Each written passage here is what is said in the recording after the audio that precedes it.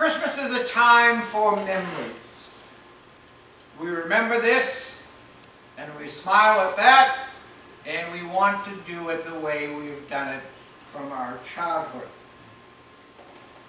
And unfortunately, Christmas also brings a great deal of memories that are painful. We think of people who are no longer with us, but we also think of situations where we are still angry and we have lost the friendship and the love of someone very special. It is difficult. I don't have to mention any of the changes that have occurred to us this year in 2020 because of the pandemic and because of the political situation. Our lives and our Christmas celebration is going to be quite different than it was from last year. So I thought it would be nice, and I've been thinking about this for quite some time, that it would be nice to spend Christmas with the gospel writers each Sunday, to visit their homes, so to speak. And I want to start with Mark. The first thing that we have to notice about Mark, where I started the reading, where Mark starts, that he doesn't know or doesn't mention anything about Christmas. He never tells us about a baby or a birth or his childhood. He starts, boom, he's baptized. And he starts there with Jesus as an adult. There are no Advent wreaths or candles in his home. There are not 12 Christmas trees in his home, or even a wreath on his door. When you're in Mark's house, you really have no way of actually knowing that it's Christmas. You show up and look around and it looks like it's the middle of July, just any ordinary day. But I think this is why it's important to begin with Mark.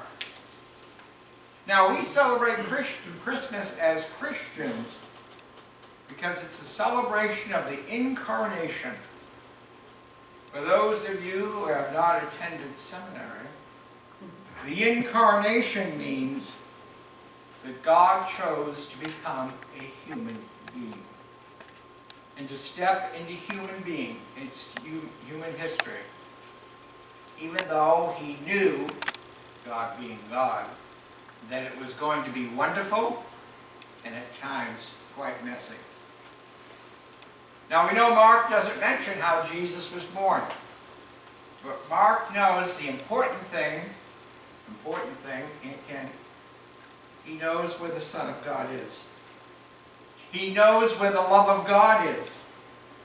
He knows that the love of God can be found in the world in Jesus Christ. Mark knows that story, and that's the one he wants to share. In the lesson this morning, he told us that Jesus was baptized. And as he came up out of the water, the Holy Spirit appeared. In other versions, it appeared as a dove.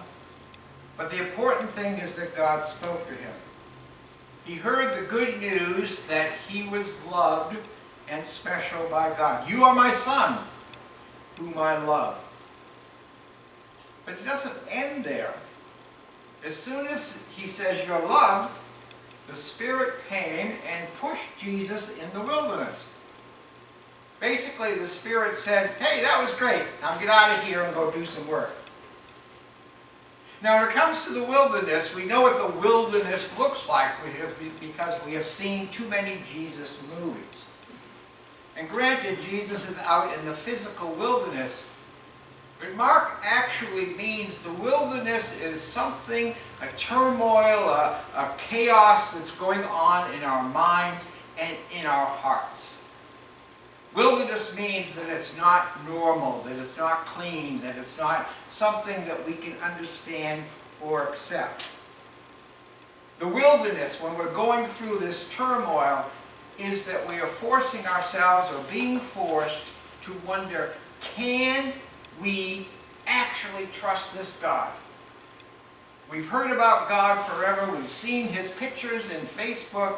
We know what God is. Can we actually believe him? All these things he has been promising. And oftentimes we say to ourselves, God isn't real. This thing that he says, believe me, trust me, I have promises for you, it seems foolish. When so many other voices seem more reasonable and definitely easier to follow.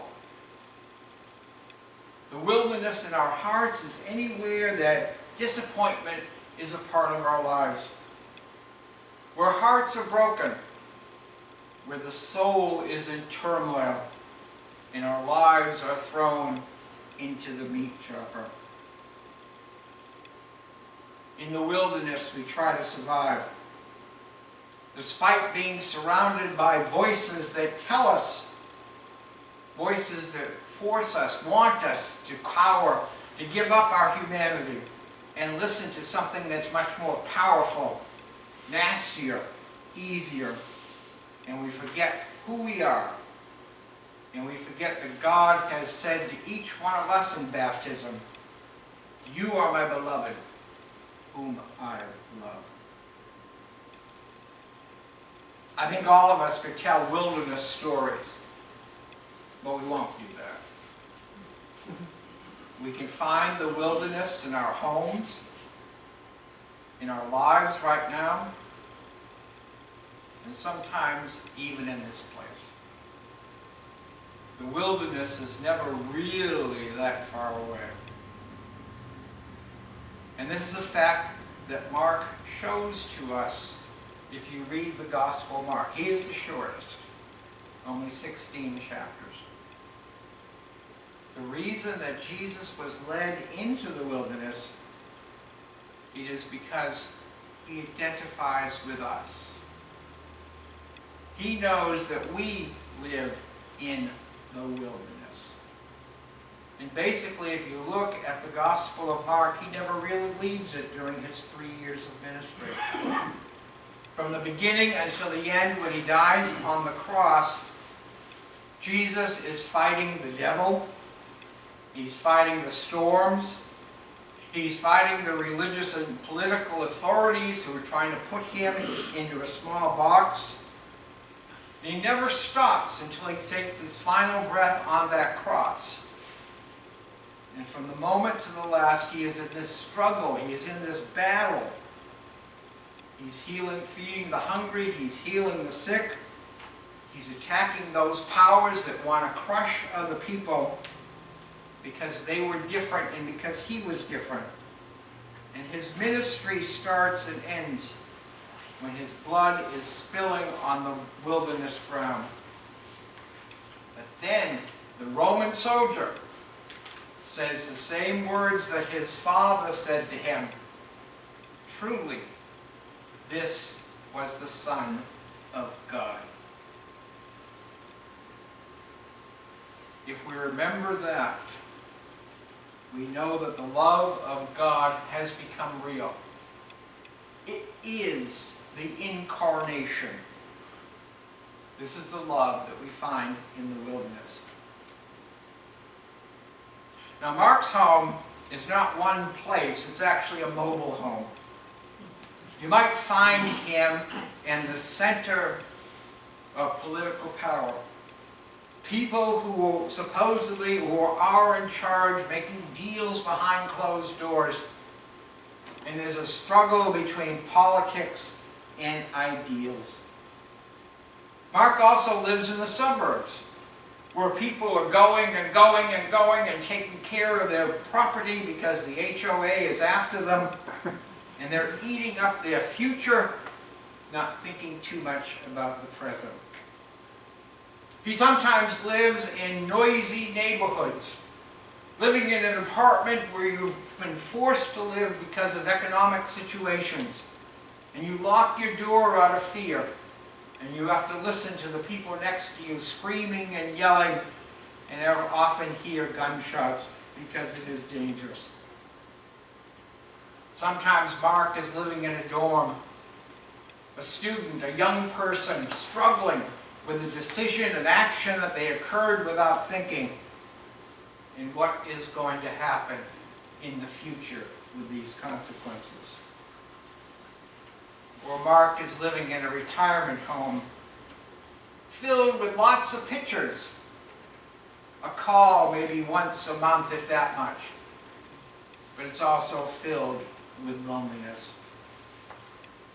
Mark is in a hospital room. He's in a jail where you're wondering about the future. And you wake up and it's no promise of a better day.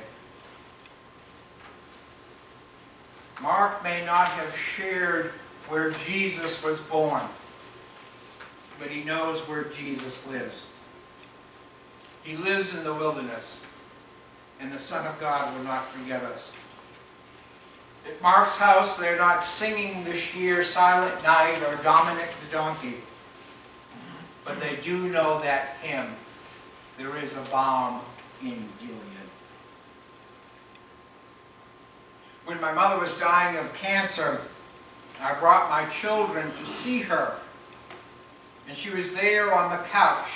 Didn't realize that she just had about a day left. And she held on to my 10-year-old son for about an hour. And he didn't move. He was very patient. He knew what the situation was even at the age of 10. My mother woke up when the visiting nurse came to look after her. And the last thing she said to my boys was, "I love you." These are important words. Mark knows this.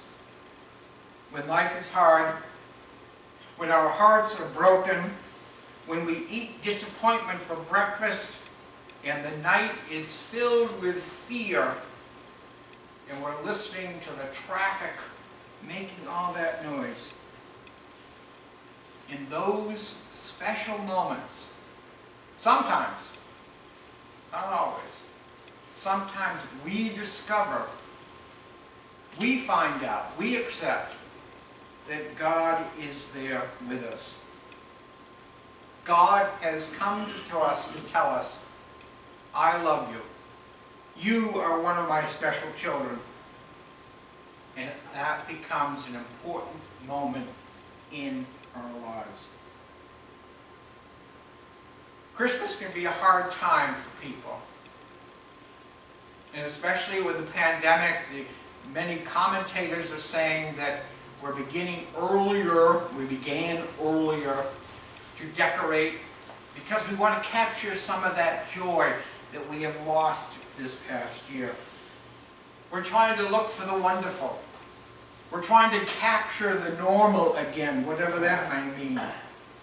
And for some people, we are still even looking for the peaceful. And that's difficult with everything that has occurred this past year. This is why we need to spend Christmas with Mark, because he knows where God can come to us. If you go show up at Mark's house, he'll know why you are there. People who have buried a loved one, who have lost somebody because of an argument. People who seem to give the impression that they have it made, but their soul is empty and they're really tired of smiling all the time. Thinking of people who are tired looking at the world the way it is right now. That we have been hurt so much by the anger and by the mistrust. They want things to change. Looking for some kindness, looking for some compassion. Above all, they're looking for peace and a love that can be trusted. If this is you, or if you know somebody, Mark will put out a welcome mat for you. Mark's house is filled with people who are in the middle of this journey of struggle. They're in the middle of the storm and they're trying to get out of the wilderness. And finally, when Jesus is in the wilderness, he talks about the beasts. In the back of Mark's mind, he is talking about the prophecy from the book of Isaiah. The wolf shall live with the lamb. The leopard shall lie down with the kid. The calf and the lion and the fatling together. It is a picture of God's promised kingdom. Jesus goes out into the wilderness and prepares us for this new kingdom. The people at Mark's house is crowded because we're all going to end up there one way or another, trying to understand what it means to be broken.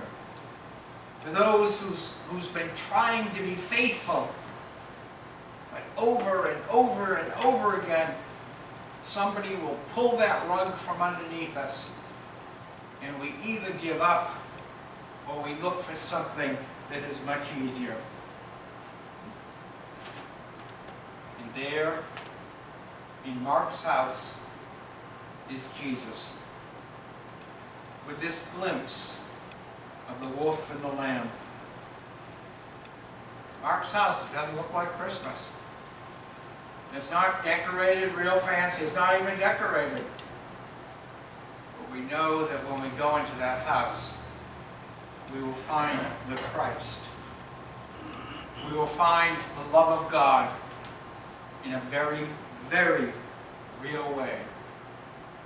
And he reminds us that in Mark's house, we are in the right place. Amen. Amen.